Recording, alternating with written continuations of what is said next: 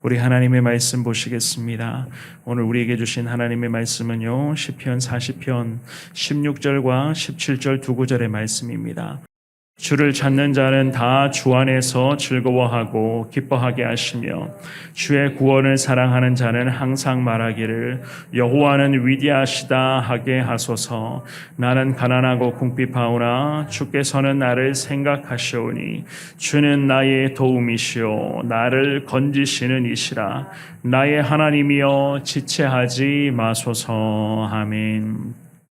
주님 앞에 기도하면 기도할수록 하나님과의 관계가 깊어지면 깊어질수록 주님의 은혜가 우리 가운데 정말로 더 세밀하게 더 강하게 임한다는 것을 우리가 경험하며 살아가고 있습니다. 왜냐하면 여전히 우리의 인생에는 많은 문제와 어려움들이 놓여져 있지만 그럼에도 어려움 중에서도 말로 표현할 수 없는 기쁨과 감사가 우리의 심령 가운데 막 솟구쳐 올라가는 것을 우리가 경험하기 때문입니다. 결국 이 모든 것은요, 하나님을 찾는 자들이 누릴 수 있는, 정말로 세상 사람이 전혀 알 수 없는 그러한 기쁨과 즐거움의 은혜를 주님이 기도의 이 시간을 통해서 하나님과의 관계를 통해서 우리에게 주님이 허락하여 주시기 때문입니다. 오늘 이 본문의 말씀에서 이 시편 40편의 믿음의 사람 다윗이 그랬습니다. 하나님을 찾는 자들이 하나님 한 분을 통하여서 기뻐하며 즐거워하기를 기도하고 있습니다. 오늘 우리가 나눌 이 두 구절의 말씀을 통하여서 저와 여러분들도 평생을 기도의 사명자로 살아가기를 원하는데 과연 우리에게도 하나님 정말로 이러한 찬양과 기쁨과 하나님 한 분만을 통해서 만족하는 그러한 복된 삶을 계속 살아가게 해달라. 늘 우리의 삶의 현장에 하나님의 은혜가 멈추지 않게 해달라. 이 새벽에 주님 앞에 기도하시면서 주님 주실 은혜를 사모하시는 이 귀한 시간 될 수 있기를 주의 이름으로 축원합니다. 먼저는 생각해 볼 수가 있는 것은요, 하나님의 뜻이라면 무조건 순종하겠다는 마음으로 주님 앞에 기도하셔야 될 것입니다. 16절 말씀이죠. 우리 같이 한 번 더 읽어보겠습니다. 시작. 주를 찾는 자는 다 주 안에서 즐거워하고 기뻐하게 하시며 주의 구원을 사랑하는 자는 항상 말하기를 여호와는 위대하시다 하게 하소서. 아멘. 이 본문의 말씀에서 다윗은요, 주님 앞에 고백합니다. 자기 자신은 지금 기도하면서 주님을 찾고 있다라는 이 고백을 하고 있죠. 16절 서두에 주를 찾는 자라고 하는 것은요, 그분의 하나님, 즉 하나님께 모든 것을 구하는 자들이다라고 하는 그런 뜻으로서 이 부분을 해석할 수가 있습니다. 일반적으로는 예배를 드리고 하나님 앞에 기도하는 그 모든 신앙적 행위들을 암시하는 그러한 용어겠죠. 그죠? 주님을 찾는 자, 주님 앞에 엎드리는 자. 자, 이 본문의 말씀의 흐름을 잘 보시면은요, 다윗의 삶에서 하나님의 뜻을 알고 하나님의 그런 뜻을 따라 행하는 그런 모든 것들을 의미하면서 자기 자신은 지금도 주님을 찾고 있다. 하나님의 뜻을 행하고 있다. 하나님이 기뻐하시는 그 모습 그대로 무조건 순종적인 삶을 살고 있다라고 주님 앞에 그렇게 언급하고 있는 것입니다. 그러한 하나님이 기뻐하시는 모습대로 살아가는 것은요, 단지 예배를 드리며 주님 앞에 기도하는 그 시간만을 언급하는 것이 아니라 예배와 기도의 그 삶을 통해서 일상의 삶에도 이러한 예배와 기도의 삶이 이어지게 되는, 감히 하루 24시간 내내 늘 주님을 찾고 주님의 뜻 앞에 순종하며 과연 하나님께서 기뻐하시는 것이 무엇일까 늘 그것을 의식하며 하나님의 기쁨, 정말로 하나님의 그 은혜를 사모하는 믿음의 삶을 살아가고 있는 것을 다 뜻하는 것이었습니다. 그러면서 주님 안에서 즐거워하고 기뻐하게 하시며 주님과 함께 진정한 기쁨과 즐거움을 누릴 수 있는 삶을 살아가고 있다. 이렇게 살아가기를 위해서는 우리가 과연 어떻게 해야 되겠습니까? 좀 전에 말씀드렸던 것처럼 하나님의 뜻이라면, 하나님께서 기뻐하시는 것이라면 저와 여러분들은 무조건 순종하겠다. 하나님 순종의 삶을 살아가겠다. 이러한 고백으로 주님 앞에 엎드리셔야 되는 것 아니겠습니까? 우리의 삶에는 여전히 해결되지 않고 있는 많은 문제와 어려움들이 있습니다. 여전히 여러 가지 그런 예상치 못한 그런 아픔들이 불쑥불쑥 우리 가운데 찾아올 때가 참 많이 있습니다.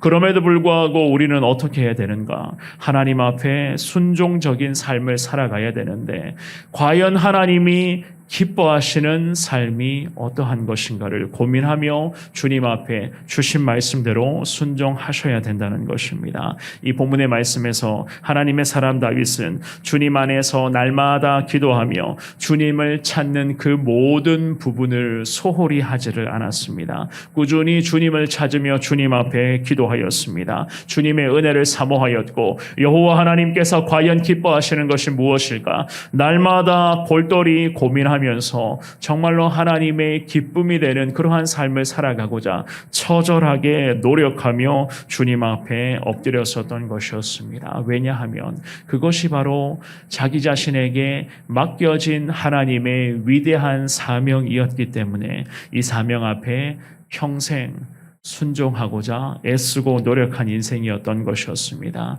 저와 여러분들도 마찬가지입니다. 위대하신 하나님의 뜻에 따라 항상 여호와 하나님을 높이시되 무조건 순종하겠습니다. 아버지 하나님 붙들어 주시옵소서. 이 고백을 통해서 주님을 의지하시기를 바랍니다. 하나님께서는 오늘도 우리 가운데 이 다윗의 16절 말씀의 하반절에 고백했었던 것처럼 과연 하나님은 위대하신 하나님이십니다. 나와 함께 하시는 하나님은 너무나도 위대하시고 높으신 하나님이십니다. 이 고백을 쏟아낼 수 있도록 오늘도 우리의 삶을 친히 은혜의 길로 인도하여 주실 것을 믿습니다. 오늘도 주님의 은혜가 우리 가운데 충만히 임하는 귀한 하루가 되시기를 주의 이름으로 축원합니다. 두 번째입니다. 우리가 하나님 앞에 무조건 순종하며 살아가야 할 이유를 17절 말씀에 언급을 하고 있습니다. 우리 같이 읽어보시겠습니다. 시작. 나는 가난하고 궁핍하오나 주께서는 나를 생각하시오니 주는 나의 도움이시오 나를 건지시는 이시라. 나의 하나님이여 지체하지 마소서. 아멘. 우리가 무조건 주님을 의지하며 순종해야 할 이유가 바로 여기에 기록되어 있습니다. 이 믿음의 사람 다윗은 자기 자신의 형편과 사정을 주님 앞에 기도하며 고백합니다.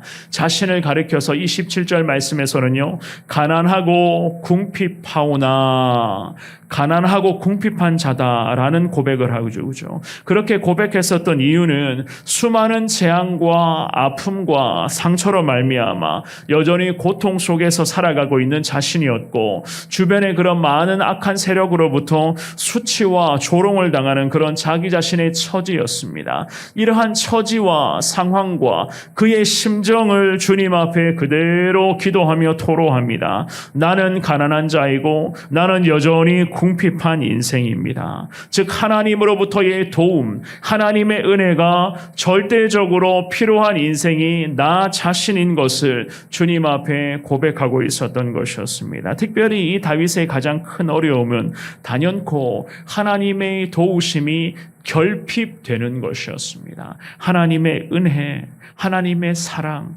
하나님의 함께하심이 자꾸만 결핍된다, 사라져버린다 라고 하는 그 두려움이 다윗에게는 가장 힘든 문제 중에 하나였던 것이었습니다. 왜냐하면 여전히 다윗 자신은요, 하나님 앞에서 죄인이었거든요. 아무리 주님 앞에 엎드리고 기도하고 하나님 붙들고 살아간다 할지라도 여전히 자기 자신은 하나님 앞에 죄인에 불과한 존재인 것을 이 다윗은 철저하게 인정하고 있었기 때문이었습니다. 그래서 주님 앞에 기도하면서 오늘도 마찬가지입니다. 나는 가난한 자이고 나는 너무나 궁핍한 인생입니다. 연약한 죄인들은 무조건 하나님만을 붙들어야 됩니다. 다른 방법이 있겠습니까? 그래야지만이 온전한 믿음으로 살아갈 수가 있기에 오늘도 저와 여러분들도 하나님만을 간절하게 붙잡으셔야 됩니다. 오늘 본문의 이 다윗도 마찬가지였습니다. 주님 앞에 기도하면서 자기 자신을 일컬어서 가난하고 궁핍한 자입니다. 하나님이 지금 이 기도의 시간에 이 17절 말씀의 고백처럼 나를 생각해 주셔야 됩니다. 한 번 더 나의 기도에 우리 주님의 귀를 기울여 주셔야 되고, 이 나의 처절한 이 아픔의 고백 속에 하나님이 다시 한번 주님의 그 마음을 열어주셔서 측은할 수 없는 그 은혜를 우리에게, 즉 나에게 허락하여 주셔야 된다. 주님의 은혜를 사모하고 있었던 이 믿음의 사람의 모습이었습니다. 저와 여러분들도 마찬가지입니다. 주님 앞에 기도하면서 우리는 날마다 깨닫습니다. 나만큼 불쌍한 사람이 어디 있는가? 나만큼 죄 많은 인생이 과연 누가 있는가? 다른 사람 탓할 필요가 뭐가 있겠습니까? 기도하며 살아가는, 그럼에도 주님 앞에 엎드리고 있는 나 자신이 명백하게 주님 앞에 죄인인데 다른 사람 보고 다른 사람 의지할 것이 무엇이 있겠습니까? 오늘도 이 시간에 기도하시면서 주님 앞에 나아가실 때에 하나님, 나만큼 연약한 죄인이 어디 있단 말입니까? 내가 가장 죄인이요, 내가 죄인 중에 괴수입니다 라고 하는 이 고백이 정말로 저와 여러분들의 오늘 이 시간에 주님을 향한 믿음의 고백, 통회하고 자복하는 그 아픔의 고백이 되어야 되는 것 아니겠습니까?